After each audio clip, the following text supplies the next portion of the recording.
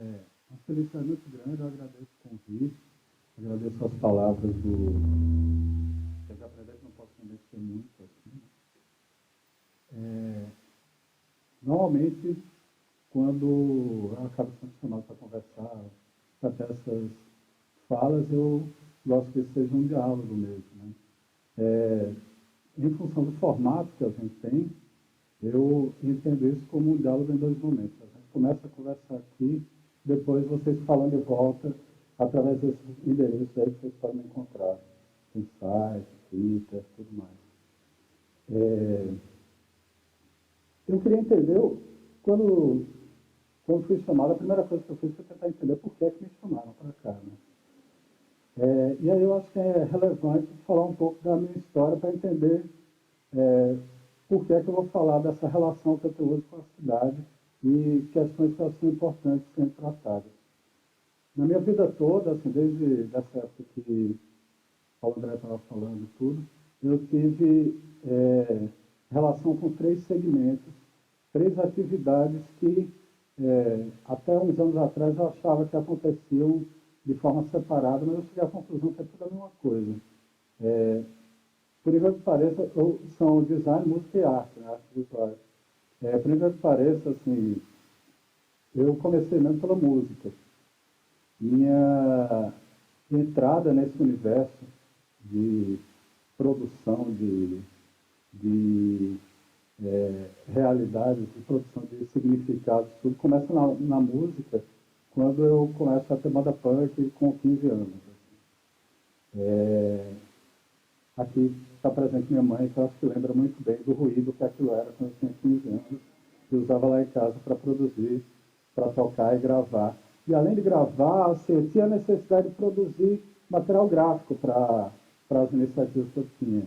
Tinha a necessidade de começar a produzir cartazes para as bandas punk que eu estava desenvolvendo tudo, que eu estava envolvido. Daí foi um pulo para eu começar a trabalhar com design, né? Especificamente num momento muito relacionado com o Mangue, com aquele surgimento todo do Mangue, e logo depois num viés mais voltado para design de interação, design de artefatos digitais. E foi aí que apareceu o trabalho de arte, cada vez mais voltado para um diálogo entre a colaboração na arte e a relação com a cidade. Né? Eu participei de um coletivo muito bacana chamado Recombo, que eu acho que em algum momento viram outra conversa dessas aqui. Então tem essas três realidades, design, música e arte. Hoje isso significa para mim, eu trabalho no CESA como design de interação. O CESA é um instituto de inovação que consegue entender como essas coisas todas se interrelacionam e tem onde eu tenho aproveitado muito bem esses potenciais. Tem um projeto de música chamado Calmax, que infelizmente está menos ativo do que eu gostaria, e um trabalho com a IDE, minha esposa, que é o Autômato, trabalho de arte. Nessa fala aqui, a gente vai, eu quero conversar sobre o trabalho, sobre uma linha de pesquisa que relaciona design e arte. O que para mim faz muito sentido porque tem um outro grande pernambucano, chamado Luiz Magalhães, que ele, em várias falas, ele falava que o trabalho de design e de arte não faz sentido você separar essas coisas. Quando você vê o trabalho dele, isso fica muito claro. E aí tem uma linha de pesquisa específica que é o entendimento da cidade como interface.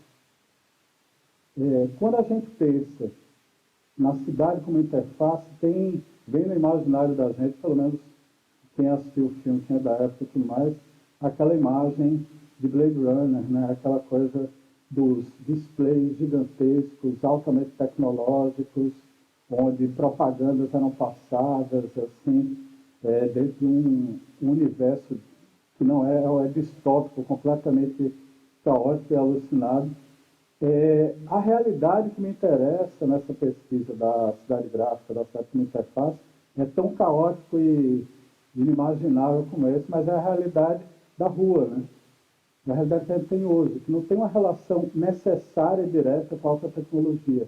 A gente está falando de algo que passa meio invisível para a gente, né? A gente passa o dia todo lá pela frente e nunca vê, que é a produção visual, a comunicação visual, o uso da cidade como um display, a cidade como uma interface gráfica mesmo, entre alguns atores muito fortes que são, assim, é uma forma de ver, que está dentro da minha linha de pesquisa, você tem a iniciativa privada, o governo e os artistas, que articulam esse grande display que é a cidade, e que o cidadão, a não ser que ele se envolva com uma dessas três instâncias, ele só é, quase diria, vitimado por essa interface. Né? A partir do momento que você pensa nas mudanças que você pode causar com essa interface gráfica, tem duas mudanças que eu acho que são muito relevantes para conversar aqui. Tem toda a relação, inclusive, com o que o Cláudio acabou de falar. Uma é como você, utilizando a cidade, você dá novos significados para velhas linguagens. Isso aí é um grafite de um cara que eu adoro, que é Derlon Almeida, e que provoca uma mudança nas artes visuais muito interessante, porque o cara traz a xilogravura, que é uma expressão muito relacionada com cordel, com uma história da produção gráfica regional, para o muro, né? Para uma proporção, inclusive, que a xilogravura, isso é uma coisa que é muito bacana pensar, nunca teve na vida, né? Você nunca teve uma parede de 5 metros, uma xilogravura de 5 metros de altura, representando algo na cidade. Ao mesmo tempo, você tem novos significados que são dados para locais que são esquecidos. Esse talvez seja um dos pontos mais interessantes. Essa aqui esse exemplo é de uma parede de um lugar esquecido, tanto pela iniciativa privada, quanto pelo governo, o bem público, o público e tudo mais. É uma parede que ficou largada há anos. E na época, eu e a ideia, a gente pensou que era quase uma brincadeira, né? Vamos fazer assim, vamos criar uma comunidade. A comunidade ainda existe no Facebook. Viu? O nome da comunidade é Chamada de Trabalhos em Street Art nas ruas da cidade. Aí o que a gente fazia era fotografar uma parede que ficava abandonada lá e botar público para o pessoal do grafite olhar. Tinha um endereço, você ia lá e essa parede estava largada, ganhavam outro significado, ganhavam outra... assim, fazia parte da construção da identidade da cidade de uma forma que não era antes. Né? Era largada, o impacto disso na cidade era muito bacana. Isso se reflete em outras áreas da cidade e tudo mais. Daí, uma coisa que eu acho interessante conversar é que, tudo bem, existe toda essa relação com a cidade gráfica, mas Recife tem uma vocação natural para a tecnologia. Isso é uma coisa que o Porto Digital está aí para falar isso, até a presença desde os holandeses e tudo, a gente tem esse mime é muito forte na gente. Assim. Então, qual é o caminho realmente recifense para o que foi, como foi falado por Cláudio, para essa Smart City, que só para usar um termo que é um termo compreendido tanto por mercado como academia e tudo mais. Qual é a lógica? A gente vai seguir padrões que já são desenvolvidos no resto do mundo, a gente tem um padrão nosso. Isso, de certa forma, é uma linha de pesquisa que a gente tem em laboratórios de aplicativos sociais urbanos, e aí eu assumo que esse termo eu acabei de criar, certo? Porque a gente não está falando necessariamente só disso, mas acho que fica mais claro isso. São aplicativos sociais urbanos que a gente tem desenvolvido isso com o César, junto com a Unicap, o FPE, por gente que nem esses rapazes daí, que é Eduardo, Peter e outras pessoas mais. A gente está querendo encontrar qual é a resposta. Assim. Para entender essa coisa do Smart City hoje, é legal entender o que é feito de fato hoje. Né? Isso aqui é uma foto do Centro de Operações da Prefeitura do Rio. Esse é um modelo que se entende, um dos modelos pelos quais se entende hoje essas cidades inteligentes. É uma coisa monolítica. A foto, inclusive, lembra muito aquelas fotos, aqueles filmes da NASA, que você tem aquele monte de figurante nas mesas, que você não tem a menor ideia do que é que os caras estão fazendo, né? Assim, e tem grandes painéis e tudo mais. Essa forma de ver uma cidade inteligente é a forma que algumas grandes empresas defendem hoje. Assim. É aquela forma monolítica, onde você tem o conceito de vigilância e controle. Existe uma necessidade por um aumento da segurança pública, então esse é o grande viés que está se tomando para você ter estruturas onde você vai ter que mudar radicalmente algumas coisas do urbanismo da cidade e vai ter que investir muito dinheiro numa coisa monolítica, numa ação monolítica.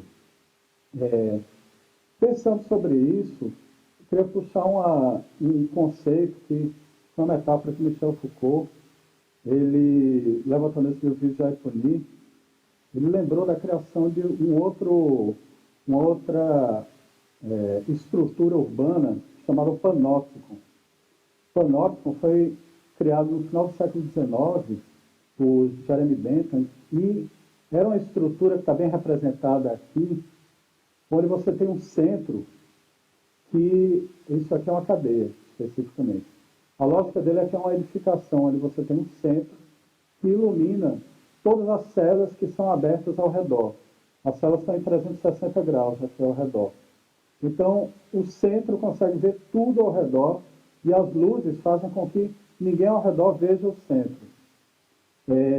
O Jeremy Bentham, ele considerava que isso era a solução para presídios, manicômios, escolas, hospitais, uma loucura. E, no final das contas, foi feito meia dúzia. Meia dúzia foram construídos. Agora, por que foram meia dúzia? Porque ele não contava com uma coisa que é o seguinte.